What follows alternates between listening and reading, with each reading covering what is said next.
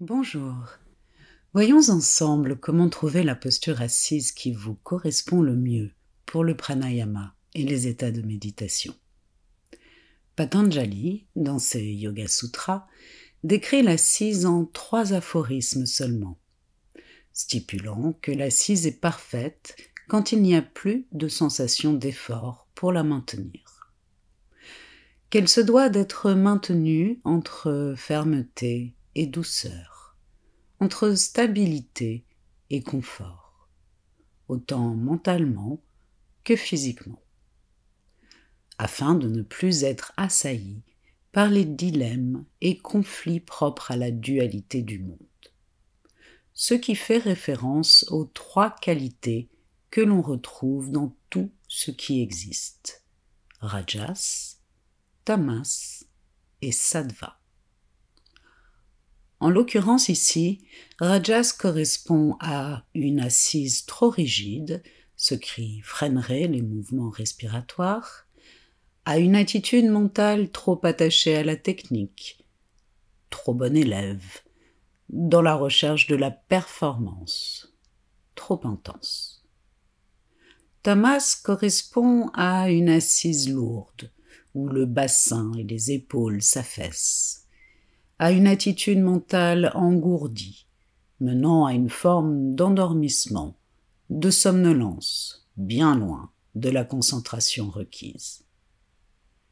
Les pratiques de yoga, quelles qu'elles soient, doivent viser un état sattvique, c'est-à-dire dans l'équilibre des 2 contraires que sont Rajas et Tamas. Gérard Blitz disait élégamment qu'être dans la bonne posture, c'est être établi dans un espace heureux. Pour ce faire, on évitera de s'adosser à un mur ou au dossier d'une chaise. On cherchera à ce que les genoux ne soient pas surélevés par rapport au bassin, mais reposent idéalement au sol, vers le centre de la terre.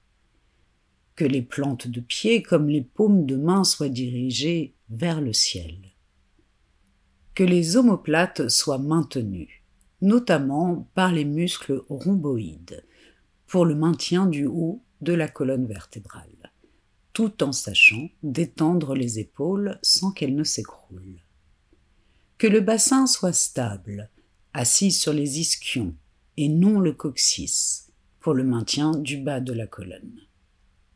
C'est bien pour cela que la posture du lotus, Padmasana, avec les pieds dans les aines, est la posture par excellence, empêchant par le maintien des jambes que le bassin ne s'affaisse. Mais attention, pour la santé de vos genoux, je ne vous conseille pas d'essayer de maintenir cette assise trop longtemps.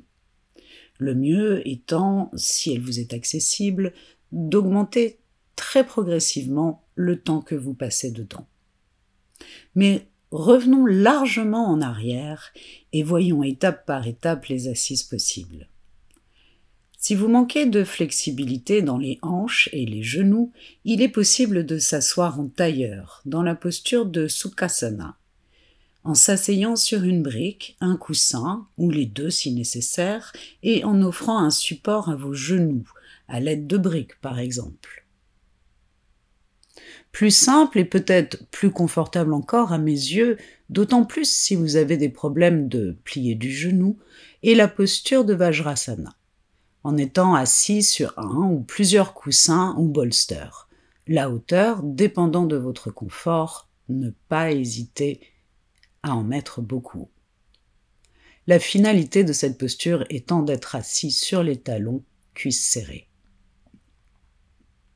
Après quoi, mais toujours préférablement assis sur un coussin plus ou moins épais, nous avons la posture de Siddhasana, où les genoux sont très écartés si l'on compare au Padmasana, avec comme option le talon du pied droit devant l'os pubien et le pied gauche aligné devant au sol, ou le dessus du pied gauche posé sur le mollet droit, ou encore les orteils du pied gauche coincés entre le mollet et la cuisse droite. Cette posture a beaucoup de variations selon les lignées ou écoles, certaines s'asseyant sur le talon gauche de manière à stimuler Muladhara Chakra. Enfin vient Padmasana, la posture du lotus, avec avant la variation qui est le demi-lotus, pied droit au sol, pied gauche dans l'aine droite. On notera que les textes faisant autorité en la matière stipulent que ce doit être la jambe droite que l'on place en premier. Mais gardez en tête que votre intérêt principal est votre confort, afin de pouvoir rester dans l'assise, sans qu'aucun inconfort ne vienne perturber votre concentration. Aussi, et pour finir, si vous partez pour de longues séances, pensez à vous lever et vous dégourdir les jambes après 45 minutes d'assise. En vous souhaitant de belles pratiques.